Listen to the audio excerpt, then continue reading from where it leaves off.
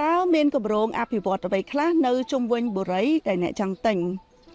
នេះគឺជាសំណួរដ៏ល្អបំផុតប្រសិនបើអ្នកចង់ទិញអចលនទ្រព្យណាមួយអ្នកត្រូវដឹងថាតើតំបន់នោះកំពុងតែមានការអភិវឌ្ឍអ្វីខ្លះនៅពេលបច្ចុប្បន្ននិងពេលអនាគតដោយសារតែលោកអ្នកបងប្អូនអាចស្វែងរកព័ត៌មានទាំងអស់នោះនៅតាមអ៊ីនធឺណិតឬមួយក៏លោកអ្នកបងប្អូនអាចសួរទីប្រឹក្សាផ្នែកលក់ផ្ទាល់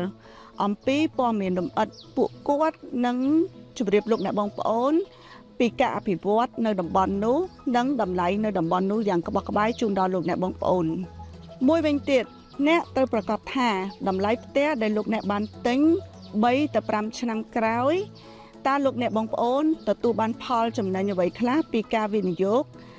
យ៉ាងហោចណាស់លើសពីអត្រាការប្រាក់ដែលលោកអ្នកបងប្អូនយកទៅដាក់ធនាគារដើម្បីស៊ីការប្រាក់ឧទាហរណ៍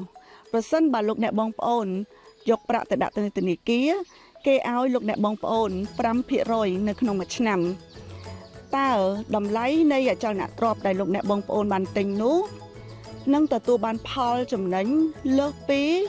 អត្រាការប្រាក់ដែលលោកអ្នកបងប្អូនទទួលពីធនាគារដែរឬទេប្រសិនបើវា